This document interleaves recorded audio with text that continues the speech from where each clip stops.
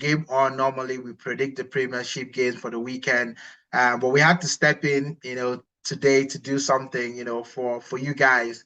To talk about the midweek game. So we've got a lot of games, in fact, I think everyone is playing, between tomorrow and Tuesday, Thursday. Wednesday, and Thursday. Yeah. Thursday, Wednesday. I know Leicester Man United are the last game, for Thursday.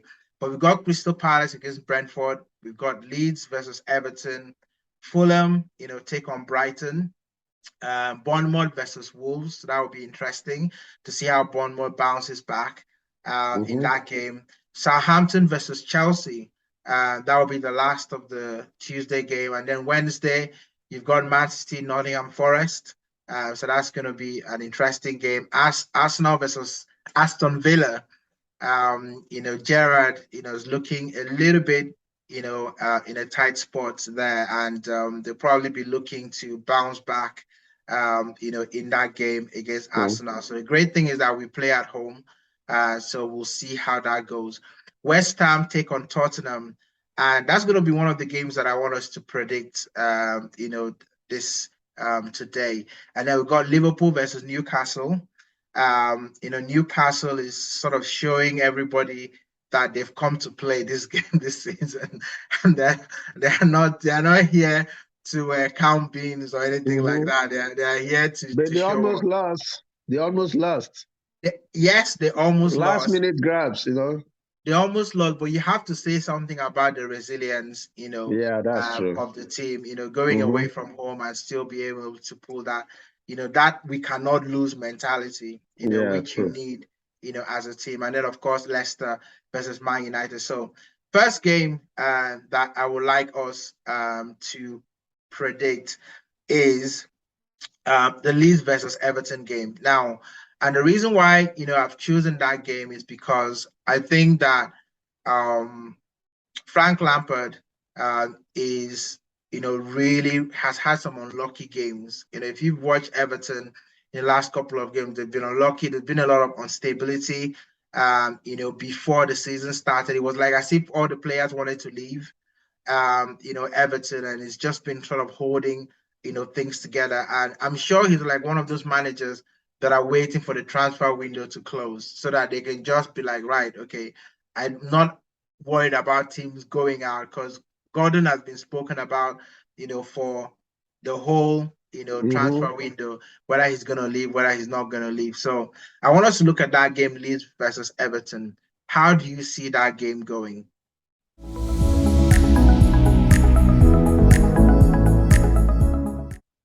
Um, I, I'm so sorry. I like Frank Lampard. I seriously like the dude, but I don't see him winning that game. And I think that will add to his woes. And I'm just praying he's not sacked, really, because last season, yeah, they came back at the dying minute to stay in the Premiership. I expected something to have been done to the team, to like strengthen them, add quality to the team. But I don't think much was really done. And you know, teams will always have a way to blame managers when they are not doing well. But clearly, we know that the management should have done more for him. They should have given him the opportunity to bring in qualities, to add to that team. Um, Respect. I know Iwobi is my. It should be my. I should be defending him because he's a Nigerian and stuff. But if Iwobi is the one holding your midfield, in as in he's not sharing. As in Iwobi is the one controlling your midfield. There's something is really wrong. Sorry, I have to say this. I know a lot of people will maybe give me the what's wrong with you. Why would you say this? Of course, I don't think Iwobi has developed to that extent of controlling that midfield for a team like Everton. Iwobi should be, let's say, will I say backup? Iwobi may not be a backup. Iwobi should be contributing. We should be doing that with somebody, a more experienced person. Um, Clearly, Everton, I don't think they have the personnel. And I'm sorry they may go down if nothing is done as fast as possible. Because Mm, last season they were just lucky. They got it. It's not like they got it right. They were lucky. Some results went their way at the last minute. So Leeds, we all know, has been in top form and they've been doing well. And they have their structure. They have a very sound compact structure, and they're scoring goals also. So I see Leeds continuing their good form, and I see them winning that game. I don't see Everton coming back from this. So what's your prediction then? I'm saying 2-0.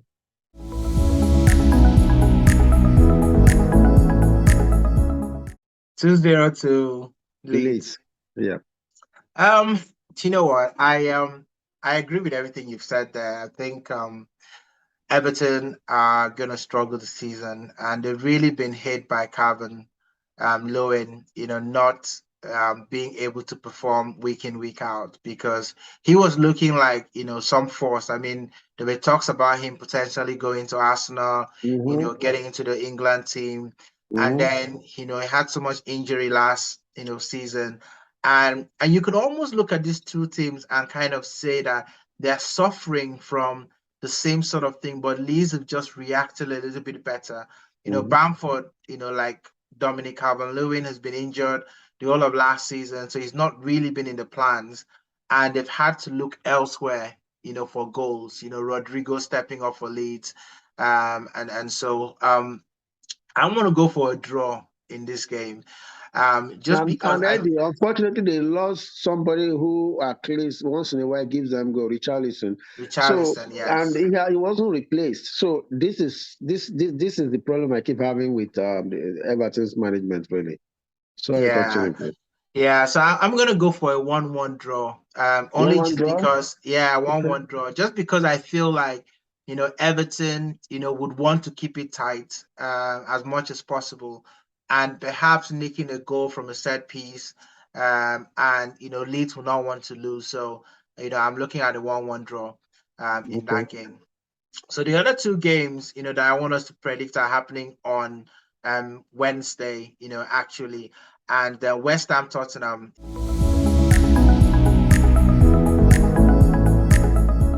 I talked about that game that we should predict that game, and the reason why I'm looking at that game is West Ham, where have been so and so, this season.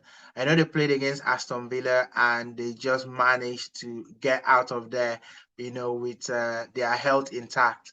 It just feels like they overachieved last season and they're having a huge letdown the start of the season. So, the players that you typically look at, you're thinking they control West Ham. Declan Rice, has been largely anonymous, in the last couple of games. Suchek, who was phenomenal last season, hasn't really retained, that form. And Antonio, who was unstoppable, pretty much, he seemed like he was always scoring the goals every time he played or looked like he was going to score. Hasn't really hit the form running. So now Tottenham, now they won, their last game.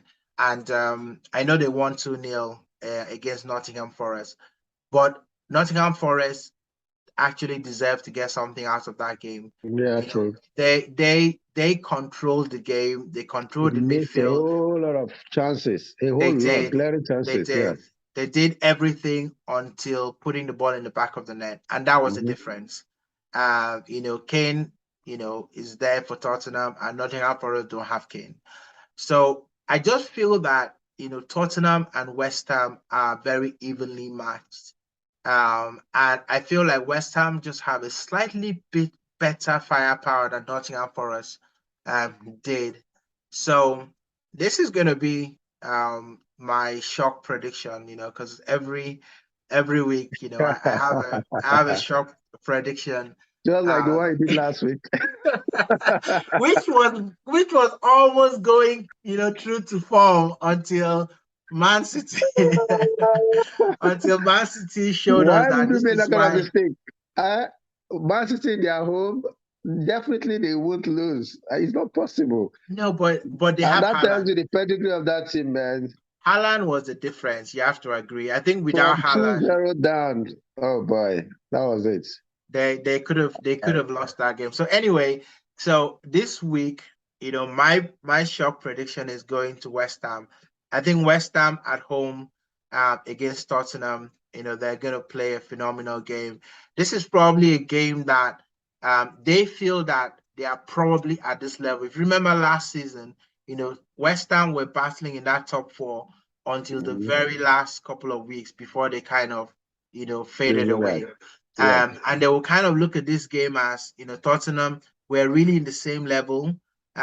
So I expect West Ham, to play like never before in this game. So I'm going to go for a West Ham victory. I'm going to go for a 3-2 victory to West Ham.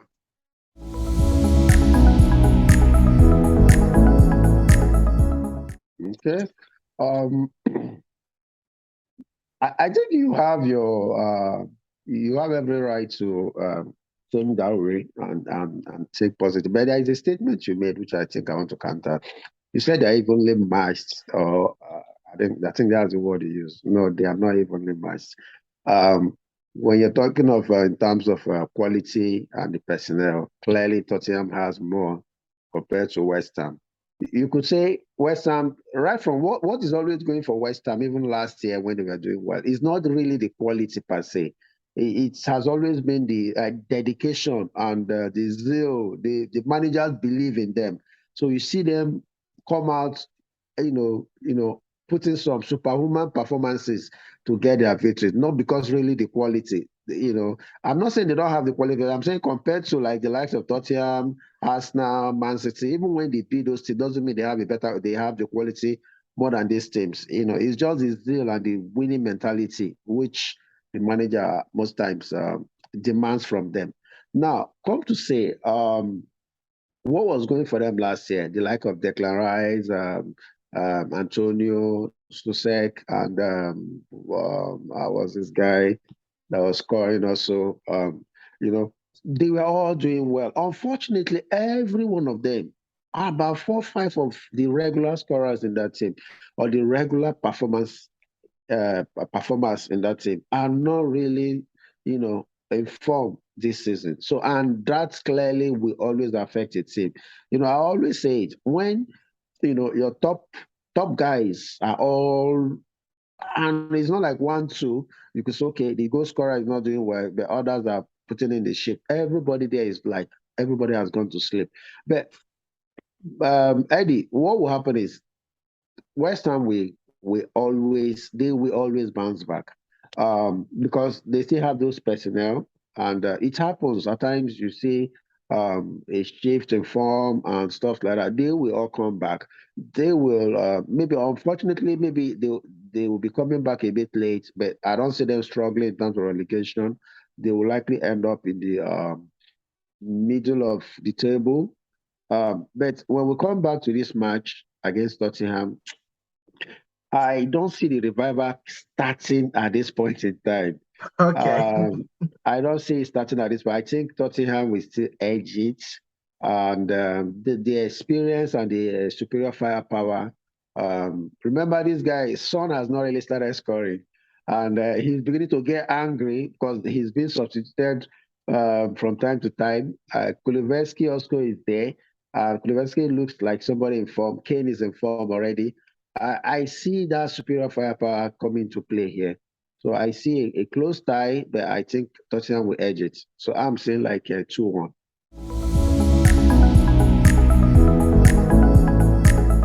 Okay. It's a derby, remember. Yeah, So I know it is. we'll see how that goes.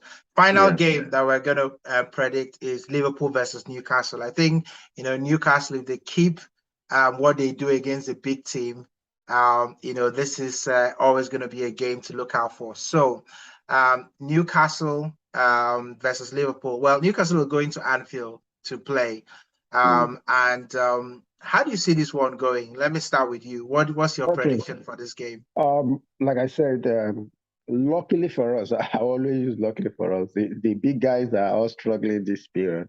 Um, they've not really they've not really started putting in the week in week out top performance we know from them. I think Liverpool is still not that settled. They still have that problem. The injury problem is still troubling them at this point in time. despite the fact that they won 9-0, we all know they played Bournemouth, which everybody's like at this point winning. I see a different game against Newcastle. Yeah, the 9-0 would have given them belief, would have encouraged them to, get that sense of feel that, yes, I think at this point we're back, but I don't think they're back. There is still a problem in that middle. And I think, like the last time, remember I told you about the age factor in that middle of Liverpool. The likes of Milner and those guys are all a bit getting slow. They don't have that speed to keep up with the pace and the usefulness of Newcastle. I see Mazima having a few days in that middle. I see him running at them ragged, and I I would be shocked if Newcastle takes all 3 points. And I think my mind, let me go with Femi's words. My head and mind factor. But I am seeing a situation where Newcastle is going to win this match. But Okay. I want to be realistic and say also that it may likely end the draw. But because I have to stay and I have to pick one particular point, I think Newcastle will win this. I want to stay Okay. that. What would Newcastle you will go win with? this. What's the prediction? What's the score? I think there will be a lot of goals in this. I see a 3-2 victory for Newcastle.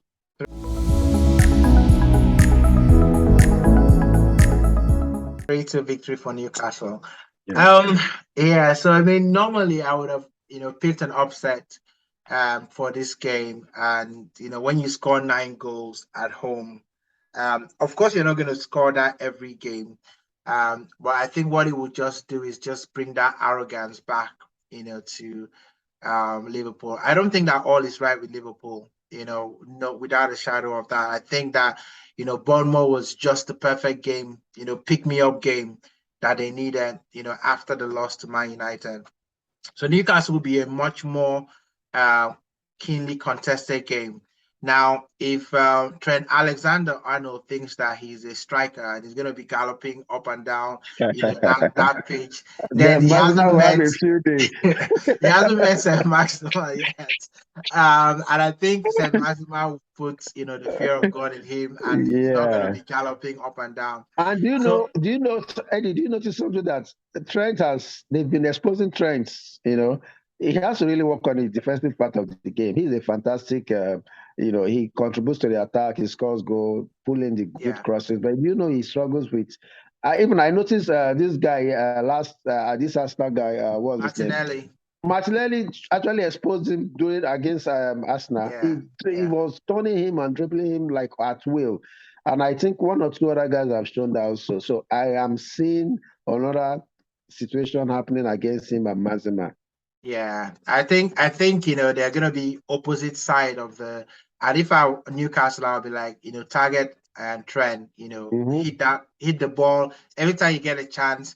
Try hit the diagonal towards trend and let mm-hmm, Maxima take a run at him. If mm-hmm. he doesn't end up with a yellow card or something, Yeah. that would be very shocking. So I'm actually gonna go for a Liverpool win.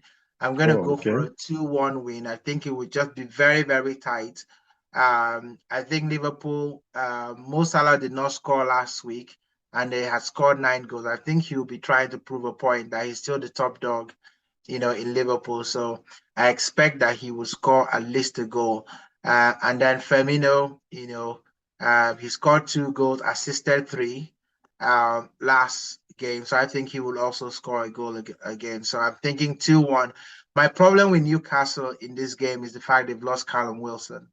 I think Chris Wood doesn't bring the exact same, threat as Callum Wilson. And I don't know about Isaac. I haven't seen him play yet. So maybe he will Will play. he be ready Uh, for the game?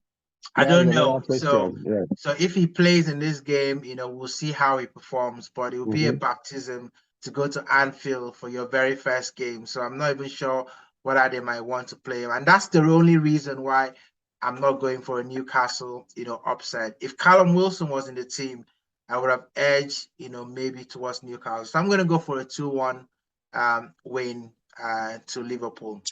Another So thing, it could even be a perfect time to throw in Isak against the Liverpool fumbling defense right now, because that defense, there is a whole lot of indecision, and that defense is not flowing with confidence at this point in time. So the unpredictability factor in terms of Isak coming in could even play. They don't know him. They don't have anything on him. So I think this is even the right time to throw him in and see how it works, if he's fit anyway. Yeah, you're right. That could be just a shock to the system, an unknown quantity. Nobody knows him and they've not really prepared for him. So that could add to Newcastle favor.